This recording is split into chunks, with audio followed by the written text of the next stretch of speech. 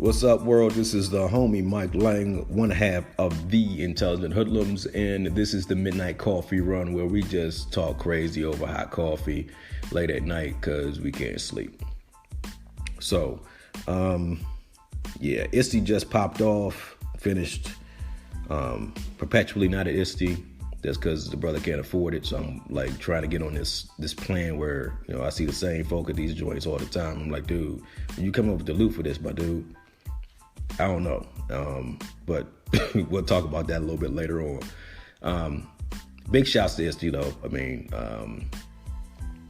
it's a necessity. It's something it's really cool that's the largest ed tech conference in the world, if I'm not mistaken. A lot of really cool people that I know go. It seemed just from just the Twitter and stuff like that, it's cool, but I think that's kind of part of the problem, right? It's a pretty privileged event, right? You gotta have the loot to register, you have the loot to be able to pay for the hotel, gotta have the loot in order to fly out there. And Twitter doesn't do it justice, right?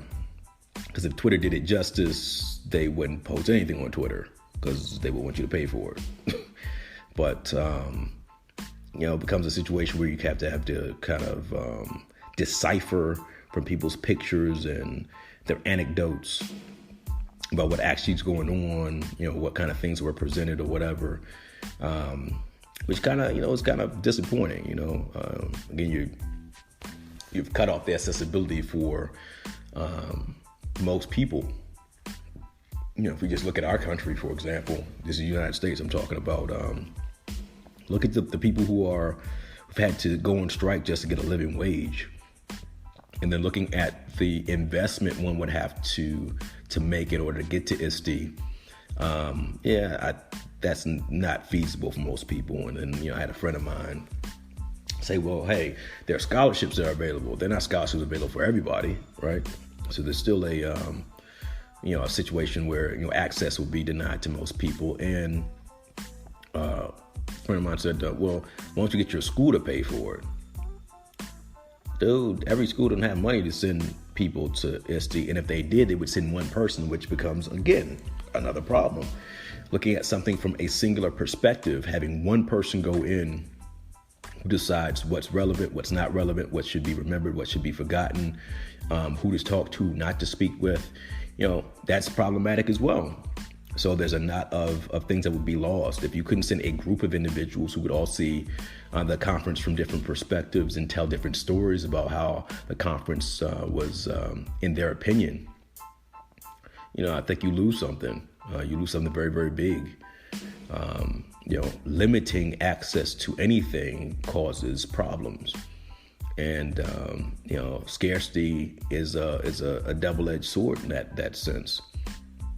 The other thing is that, again, even if I went to ISTE, there's a lot of things that are going to be forgotten just by the human factor, right?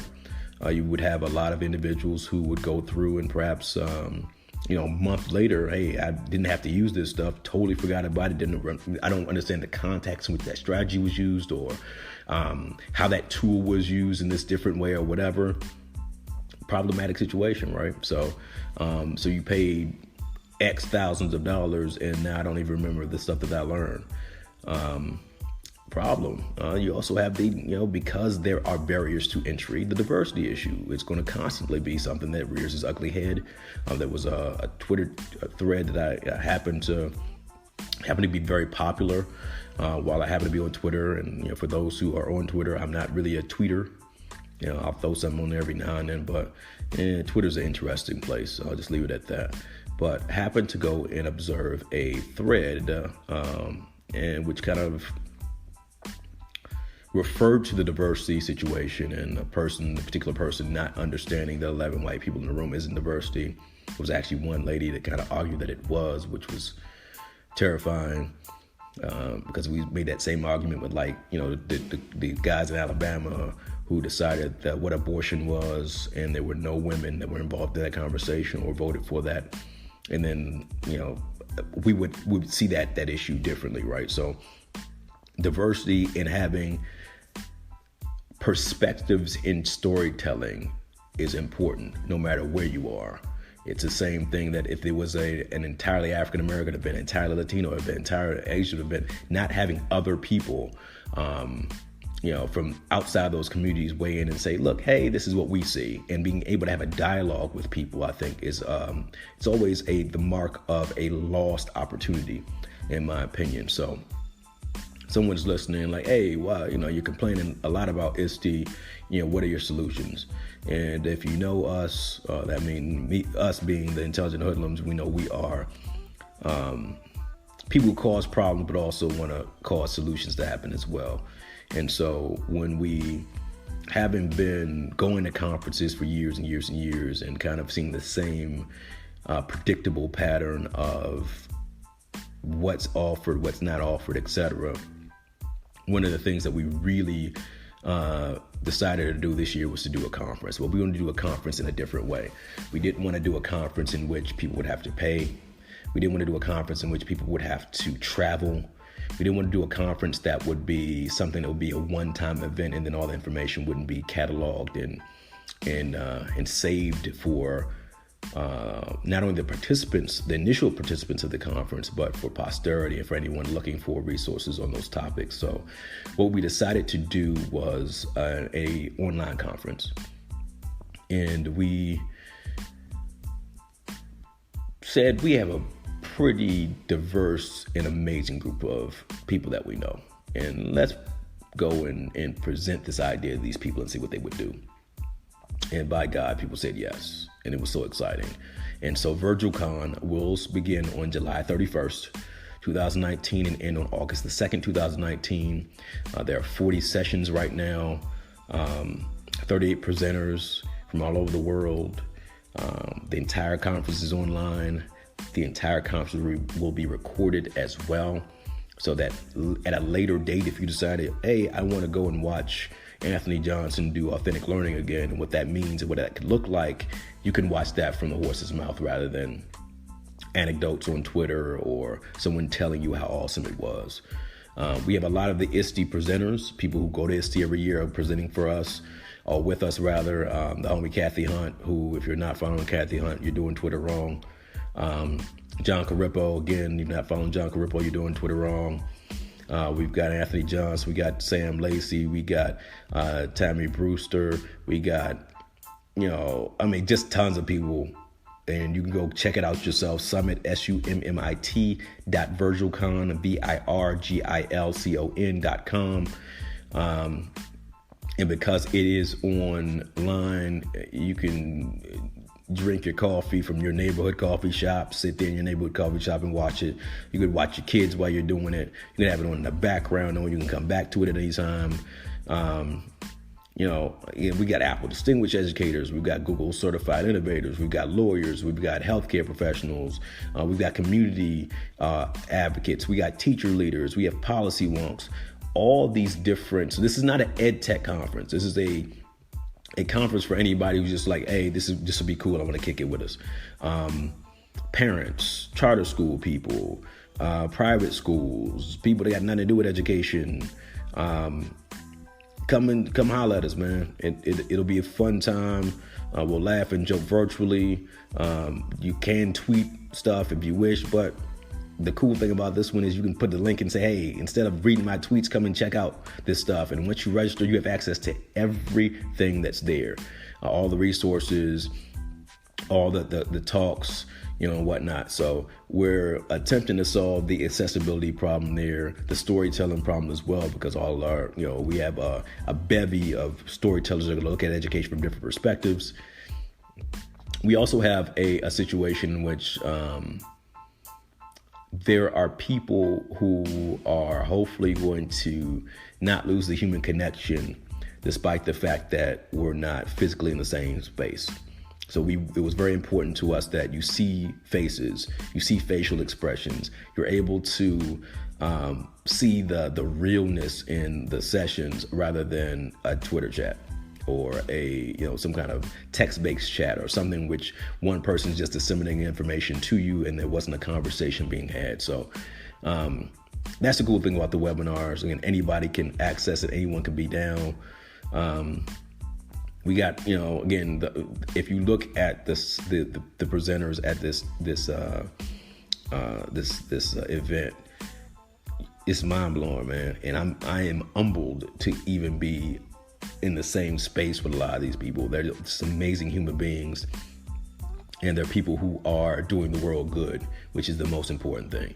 That they're building or helping to build students that are going to look at the world and look at and value human decency and human life above everything. And that's just again, I'm humbled to that when we made the call for the conference, these people were like, hey, yo, no doubt, we got your back. So the other thing, man, is like, you got to form Voltron. And I'm going to use that metaphor just because that's a shout out to my childhood.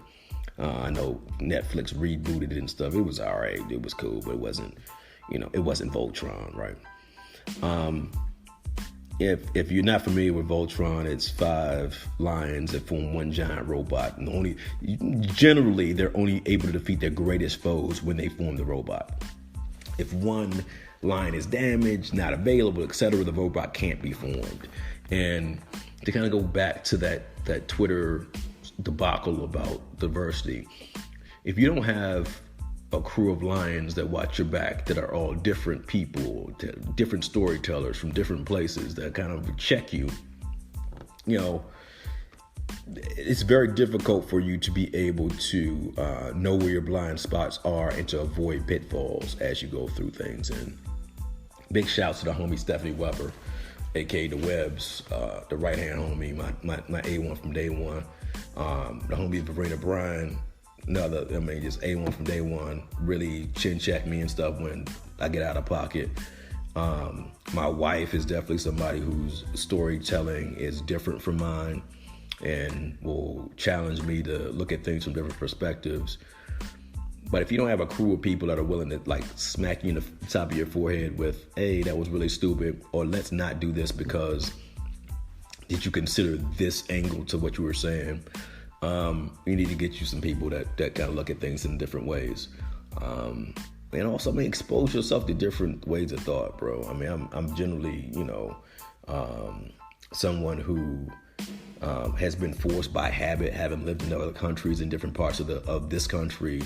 When you meet people and you see what's valuable to them, you kind of, integrate it into your being as well. Not that you may not value it to the same level that they do, but that's something that's constantly in your mind.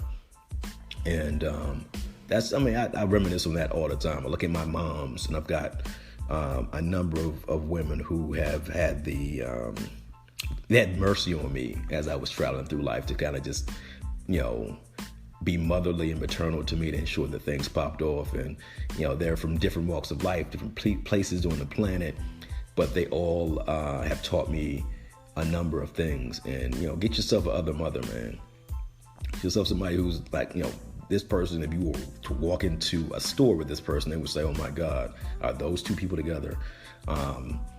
It's very humbling to have the counsel of people like that. So, yeah. So that's it for tonight, man. Come holler at us. We at Trust the Hoodlum on Twitter, the Intelligent Hoodlums. Shout out to SD. Not trying to hate on them. Not trying to hate on their movement. There's great value in what they're doing. It's just, everybody can't get the SD, bro. It's just something we can't do. And we need to do something about that. We need to have other things that encourage people to be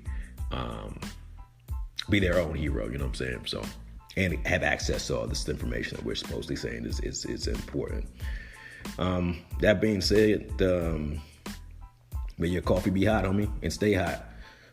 This is the Midnight Coffee Run with your homie Mike Lang. If you want to go and register for our conference, it is summit.virgilcon.com. Should be a fun time. And again, it stays alive forever and ever and ever. Amen. So even if you miss it, you can always register for it. Holla at your boy.